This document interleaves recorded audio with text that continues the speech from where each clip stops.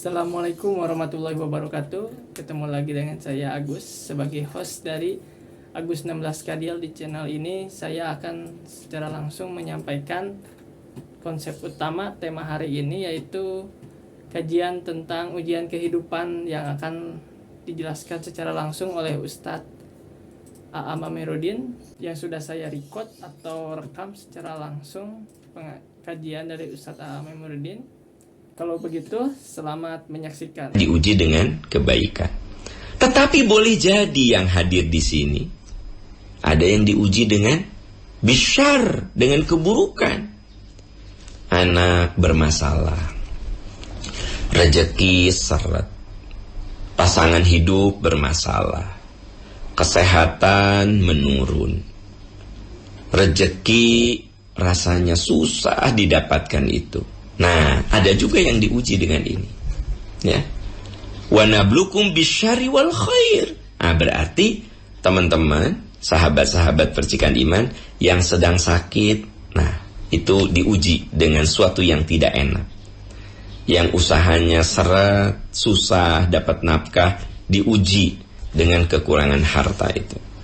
Anak-anaknya bermasalah, diuji dengan anak. Innama amwalukum wa auladukum fitnah. Anakmu itu bisa jadi ujian. Pasangan hidup bisa jadi ujian.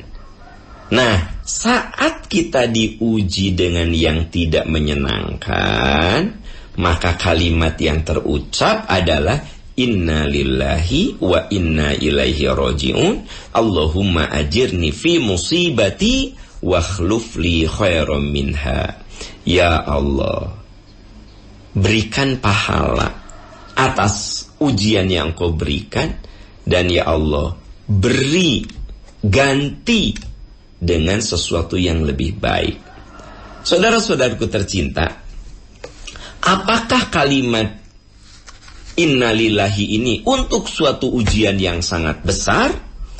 Ternyata Imam As-Suyuti, ya, dalam kitab Jalalain, ketika beliau membahas surat Al-Baqarah 155-157, mengutip sebuah riwayat. Suatu saat, kata Imam Al-Qurtubi mengutip riwayat, lampu di rumah Rasulullah itu mati. Ya tentu lampunya bukan lampu modern kayak sekarang pakai listrik. Ya lampu pakai minyak, ya gitu. Mati tuh. Lalu Nabi menyebut inna lillahi wa inna ilaihi raji'un. Seorang sahabat bertanya, ya Rasulullah, kalau lampu padam, apakah itu musibah? Rasulullah menjawab, ya. Nah, jadi teman-teman sekalian, kalau Anda lagi bawa mobilnya mogok, Anda bilang inna lillahi wa inna ilaihi raji'un. Syukur-syukur Anda hafal berikutnya, Allahumma ajirni fi musibati wa akhluf li khairan minha. Nah, sekarang saya lagi online, ya kan?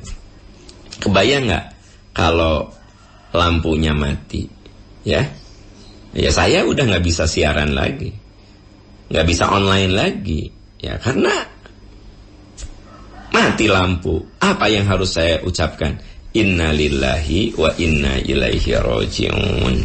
Ya, Anda lagi online dengan materi saya. Tiba-tiba ternyata jaringan internet di tempat Anda mah jelek, sehingga muter-muter. Padahal di saya mah bagus.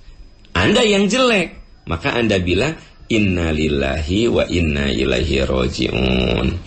Biasanya jamaah itu kalau misalnya di sayanya misalnya jelek, ya jaringan internetnya lagi ngedrop gitu, suka gini, ada tulisan ya Allah muter-muter terus sih. Nah, kenapa sih muter-muter terus sih?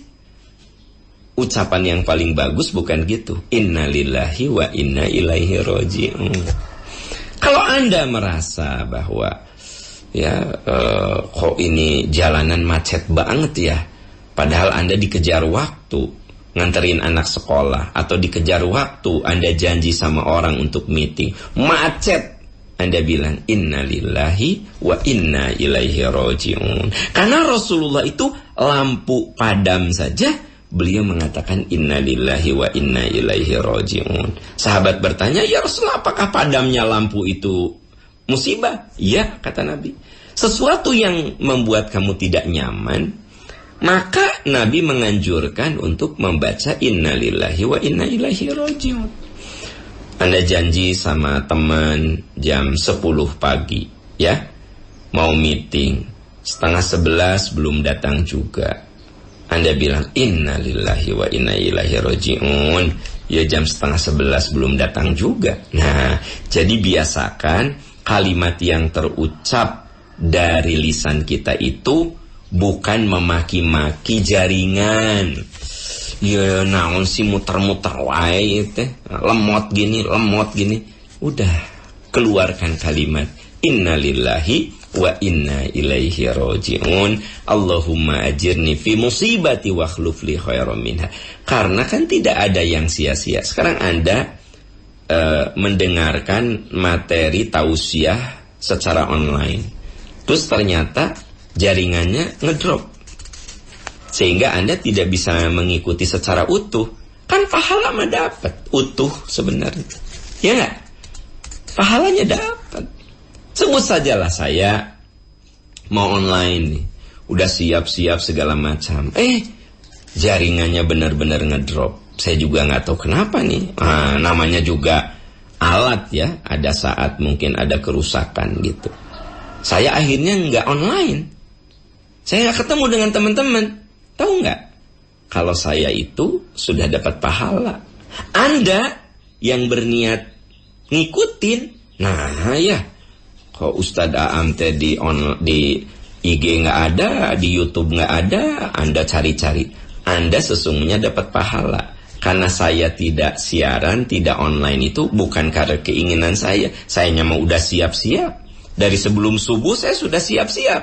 Tapi qadarullah, Allah menguji kita dengan yaitu ya, jaringannya yang ngedrop, atau mungkin softwarenya yang tiba-tiba bermasalah.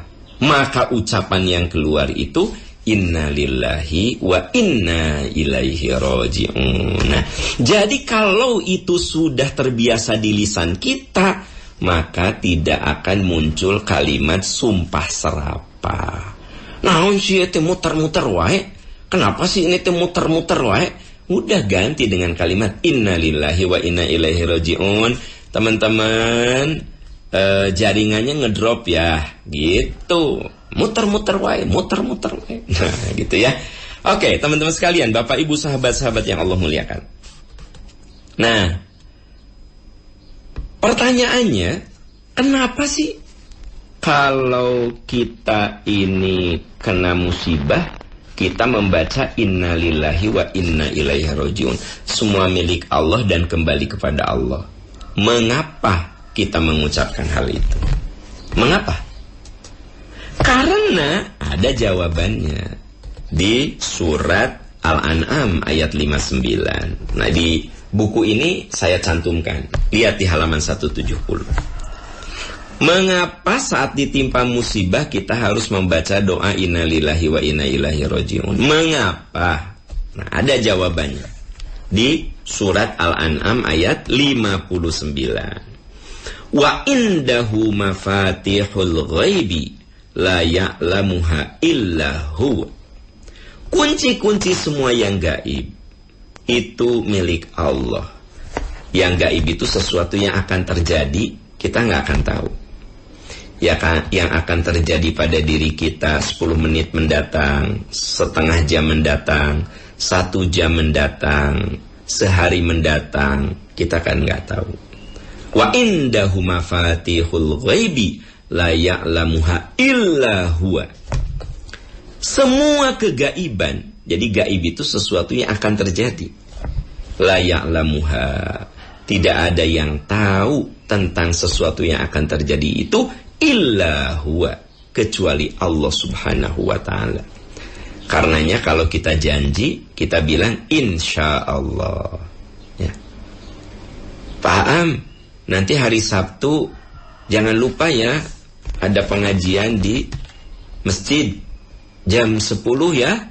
Apa saya bilang? Insya Allah saya akan berusaha memenuhi janji saya. Saya akan berusaha datang, tapi saya kembali kepada kuasa Allah. Insya Allah itu kalimat yang menunjukkan bahwa saya yakin, saya punya rencana, saya punya ikhtiar, tapi pada akhirnya kuasa Allah lah yang menentukan niat dan ikhtiar kita. Wa indahu mafatihul ghaibi la ya'lamuha illa huwa. Tidak ada yang gaib kecuali Allah tahu. Wa ya'lamu ma fil barri wal bahri. Allah Maha tahu apa yang ada di daratan, apa yang ada di perut bumi, apa yang ada di lautan, dan apa yang ada dalam perut lautan. Saudara-saudaraku tercinta, Allah tahu apapun yang ada di daratan, termasuk apa yang ada dalam perut bumi. Allah Maha tahu apa yang ada di lautan dan yang ada di dalam perut lautan itu. Allah Maha tahu.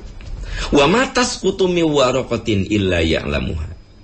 Dan tidak ada daun yang lepas dari rantingnya kecuali atas sepengetahuan dan izin Allah Subhanahu wa ta'ala. Jadi saya ingin menunjukkan, ingin menjawab pertanyaan mengapa kita harus membaca innalillahi wa inna ilaihi raji'un kalau kena musibah. Nah, ayat ini menjelaskannya. Tidak ada daun yang lepas dari ranting kecuali illa ya'lamuha, kecuali atas sepengetahuan dan izin Allah. Di rumah Anda, di halaman, boleh jadi ada yang punya tanaman. Sebut saja ada pohon belimbing, ada pohon mangga. Coba keluar rumah, di situ ada daun-daun yang berserakan, daun yang jatuh. Jangan Anda kira itu kebetulan. Firman Allah, illa ya'lamuha, itu terjadi karena izin dan kuasa Allah Subhanahu wa ta'ala. Wala habbatin fi dhulumatil ardi wala ratbin wala yabisin. Ya. Tidak ada sebutir biji pun dalam kegelapan bumi. Anda bayangkan sebutir biji. Ibu-ibu, kalau ibu bikin nasi goreng pakai cabai, ada saat cabainya Anda buang kan? Bijinya Anda buang ke tempat sampah. Ya, Anda buang. Nah, ternyata dari biji cabai yang Anda buang, Allah Maha tahu mana yang yabis dan mana yang rotb, mana yang basah, mana yang kering. Maksud basah itu artinya dia suatu saat tumbuh. Ibu kan buang biji cabai ke tempat sampah, bener nggak? Nah, sama tukang sampah dibuang ke pembuangan sampah yang lebih besar lagi. Ternyata cabai yang kita buang, biji cabai yang kita buang, ada yang terbawa arus, nempel di salah satu pinggir sungai, tumbuhlah. Boleh jadi buang sampahnya di Bandung, ternyata terbawa arus, ya, tumbuhlah di Cianjur. Allah tahu mana biji yang kering, yang benar-benar mati jadi sampah, dan mana biji yang rotb, yang bertumbuh. Itu biji, teman-teman sekalian. Allah Maha tahu. Illa fi kitabim mubin, semua tercatat di Lauhul Mahfuz. Ini sebenarnya ilustrasi yang sangat indah bahwa tidak ada satu fenomena hidup sekecil apapun kecuali atas kuasa Allah. Ya, saya bisa bicara begini, itu karena Allah nolong saya. Anda bisa mendengar pembicaraan saya. Allah memberikan kuasa kepada Anda untuk memahami apa yang saya sampaikan. Saya hubungkan satu ayat dengan ayat yang lain. Saya hubungkan satu ayat dengan keterangan lain. Karena Allah nolong saya. Allah nolong saya. Allah berikan kemampuan itu dengan kuasanya.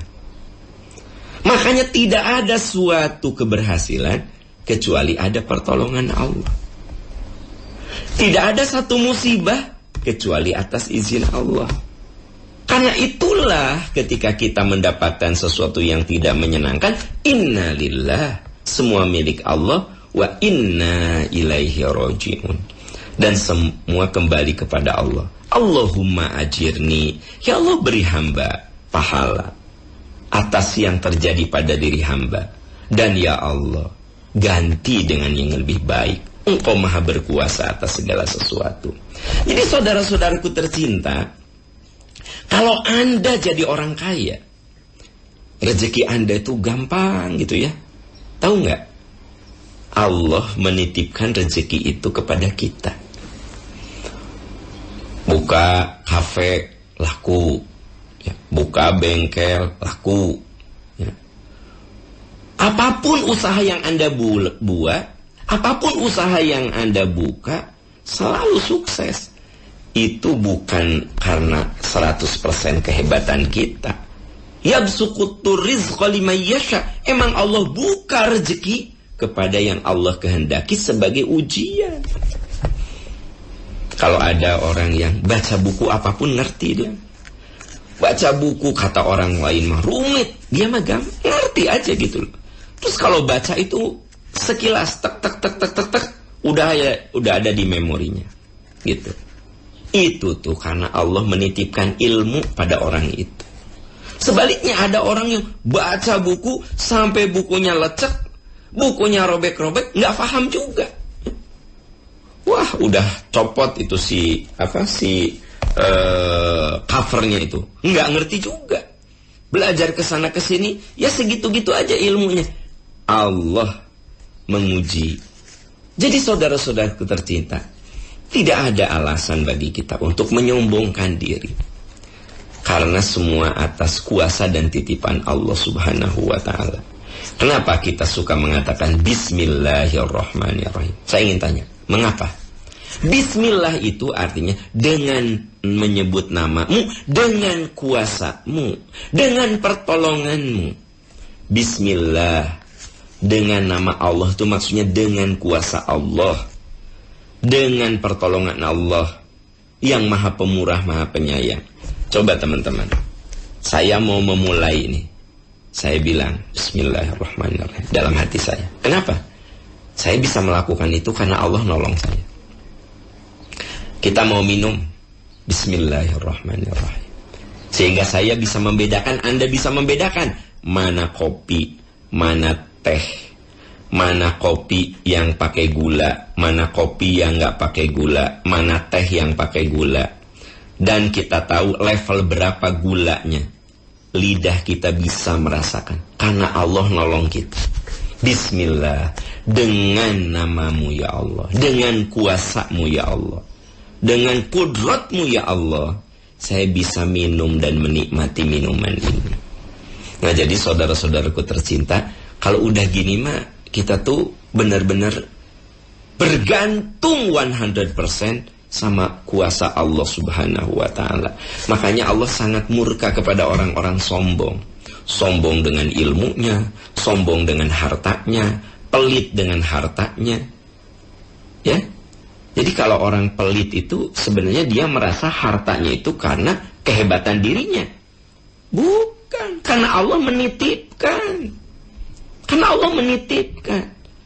Dan dalam sekejap kan Allah bisa mengambil lagi titipannya. Gitu loh. Nah, jadi saudara-saudaraku, itu alasan mengapa kalau ditimpa musibah kita menyebut innalillahi wa inna ilaihi raji'un. Nah, supaya kita bisa lapang hati menerima musibah bagaimana? Satu, harus husnuzon, bahwa musibah itu bagian dari cinta Allah. Makanya di dalam hadis Imam Bukhari dikatakan Mayyuridillahu bihi khairan yusib minhu. Siapa yang dikehendaki Allah untuk mendapatkan cintanya, Allah mengujinya. Nah, jadi kalau kita lagi diuji dengan sesuatu yang tidak menyenangkan, kita katakan, inilah cara Allah menyayangi saya. Gitu. Bapak, Ibu, sahabat, Anda lagi sakit sekarang? Katakan, terima kasih ya Allah, Engkau menyayangi saya dengan sakit ini. Jadi kita katakan bahwa saya sakit itu karena saya disayangi Allah. Harus begitu. Jangan, wah, kayaknya aku lagi diazab deh sama Allah. Kayaknya aku lagi disiksa deh sama Allah. Jangan begitu. Ya, Nabi menyebut kita ini harus husnuzon, harus baik sangka. Jadi kalau kita sedang diuji dengan penderitaan, jangan mengatakan, ini kayaknya Allah nyiksa saya deh, Allah mengazab saya deh, Allah melaknat saya deh. Bukan. Karena Nabi mengatakan, mayuridillahu bihi khairan yusibhu. Kalau Allah mencintai seseorang, ya Allah mengujinya. Makanya kalau kita lagi sakit, Allah lagi nyayangin saya. Kalau kita lagi syarat rezeki, ini Allah lagi menyayangi saya dengan kekurangan harta. Ketika diuji dengan suami, Allah sedang menyayangi saya. Saya disayangi sama Allah, mendapatkan ujian suami yang seperti ini. Saya lagi disayangi Allah, saya mendapatkan ujian istri seperti ini. Coba Anda bayangkan, apa yang buruk? Apa yang buruk? Tidak ada yang buruk, ya. Semuanya baik. Karena kerangka fikir kita positif. Asa antakrahu syai'an wa huwa khairul lakum. Boleh jadi yang kamu rasakan itu tidak menyenangkan, tapi itu sesungguhnya baik untukmu. Nah, hanya kita kadang tidak bisa menemukan, mendeteksi kebaikan itu secara langsung. Secara langsung. Nanti di kemudian hari baru kita katakan, oh ini ya kenapa saya diberi begini, hikmahnya ini, gitu. Nah, jadi saudara-saudara sekalian, sahabat percikan iman, kalau kita ditimpa musibah itu husnuzon, bahwa itu merupakan cinta Allah kepada kita, ya. Nah, kemudian ya, kita harus yakin musibah yang menimpa diri kita itu sebenarnya penggugur bagi kesalahan-kesalahan kita. Ma yusibul muslima min nasobin.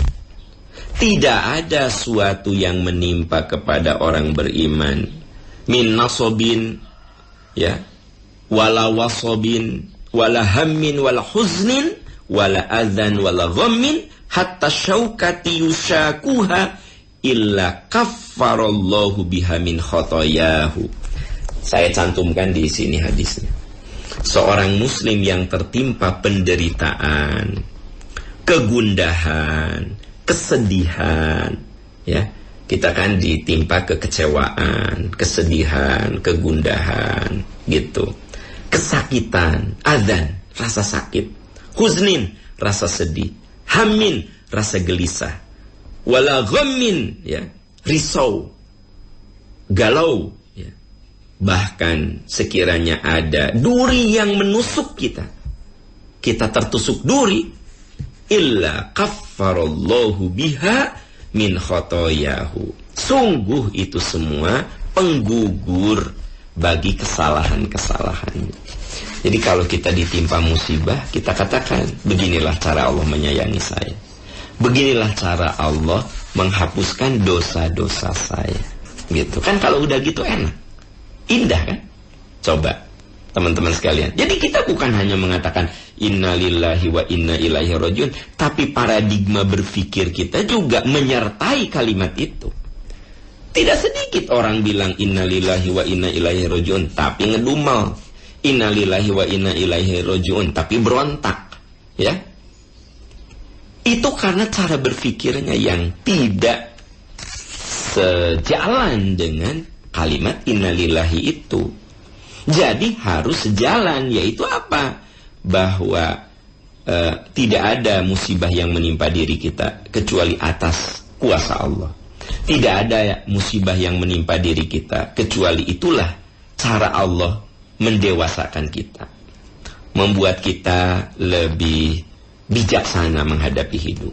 Tidak ada musibah yang menimpa diri kita kecuali itu akan menjadi penggugur bagi dosa dan kesalahan kita. Nah, berbarengan dengan itu, kita terus ikhtiar.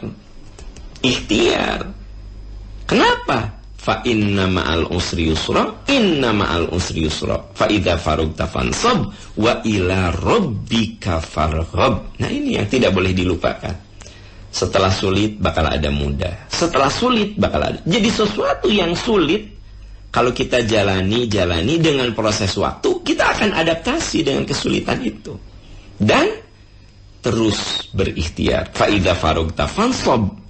Terus berikhtiar. Wa ila rabbika farghab, dan kepada Tuhan kamu berharap. Teman-teman sekalian, ikhtiar menghadapi ujian, terus berharap kepada Allah Subhanahu wa taala. Nah, harapan itulah yang diwujudkan dalam doa. Gitu. Makanya bagi kita berdoa itu merupakan ruh dari ibadah kita. Nyawa dari ibadah itu adalah doa. Ad-du'a'u mukhul ibadah. Doa itu ruhnya ibadah.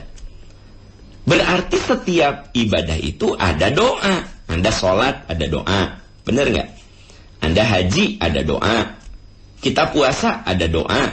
So, ibadah apa yang tanpa doa? Semua ibadah itu ada doa. Karena doa itu ruhnya ibadah. Ad-du'a'u mukhul ibadah. Nah, ternyata ketika kita ditimpa musibah, ikhtiar terus, berdoa terus, ikhtiar terus, kerangka pikir kita benerin bahwa ini merupakan cinta Allah kepada kita, dan kita yakin bahwa ini penggugur bagi kesalahan kita. Begitulah cara berpikir yang benar ketika penderitaan, ujian itu menimpa diri. Semoga kita semua, sahabat percikan iman, selalu diberi cara berpikir yang benar ketika menghadapi musibah. Amin ya robbal alamin. Ya. Alhamdulillah, terima kasih banyak yang sudah menyaksikan video Agus 16 Kadis ini dengan tema ujian kehidupan yang narasumbernya dari Ustadz Aam Amiruddin. Sekali lagi terima kasih banyak buat semua. Apabila ada salah-salah kata, mohon dimaafkan. Sekian dari saya. Assalamualaikum warahmatullahi wabarakatuh.